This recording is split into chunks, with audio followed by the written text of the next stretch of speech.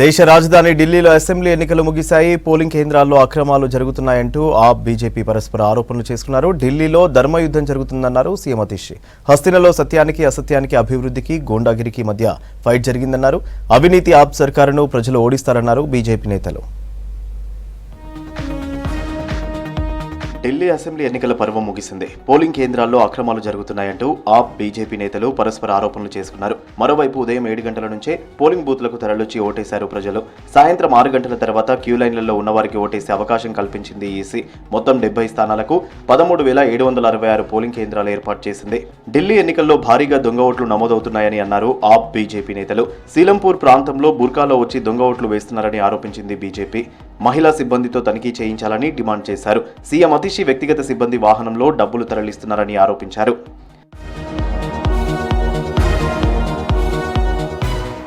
సరై Kalekhan police station దగ్గర మాజీ deputy CM Manish సిసోడియాకు పోలీసులకు మధ్య వాగ్వాదం జరిగింది. బారికేడ్ల దగ్గర తనను నెట్టేశారని ఆరోపించారు సిసోడియా.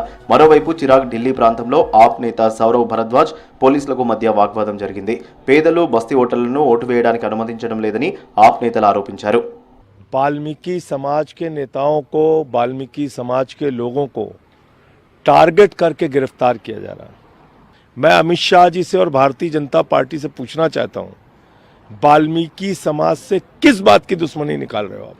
और इस अपमान और इस गुंडागर्दी का बदला वाल्मीकि समाज के लोग अपने वोट की ताकत से लेंगे। जो दिल्ली के अलग अलग इलाकों में वाल्मीकि समाज के लोगों की गिरफ्तारी हुई है, उसका बदला अपने वोट की ताकत से लीजिए। चुनाव आयोग के नाक के नीचे सब कुछ हो रहा है, तो इसलिए समझा जा सकता है कि कैसा चुनाव आयोग दिल्ली में करा रहा है. ఢిల్లీలో ధర్మయుద్ధం జరుగుతుందన్నారు సీఎం అతీష్. హస్తినలో సత్యానికి అసత్యానికి, అభివృద్ధికి గుండాగిరికి మధ్య ఫైట్ నెలకొందన్నారు. ప్రజలు అభివృద్ధి, సత్యం వైపు నిలుస్తారనే నమ్మకం ఉందన్నారు. హస్తిన ప్రజలు బీజేపీ గుండాయిజాన్ని ఓడిస్తారన్నారు అతీష్.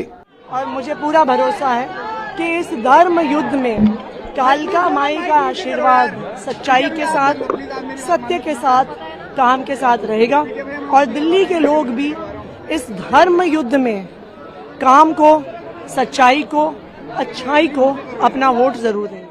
ఢిల్లీ అసెంబ్లీ ఎన్నికల్లో ప్రముఖుల ఓటు హక్కు వినియోగించుకున్నారు. రాష్ట్రపతి భవన్లోని పోలింగ్ బూత్ లో ప్రెసిడెంట్ ముర్ము ఓటేశారు. ఢిల్లీలోని నార్త్ అవెన్యూ పోలింగ్ బూత్ లో భార్యతో కలిసి ఓటేశారు వైస్ ప్రెసిడెంట్ ధన్ఖడ్. రాజ్ నివాస్ మార్గ్ లో ఓటు హక్కు వినియోగించుకున్నారు ఎల్జీ వీకే సక్సేనా.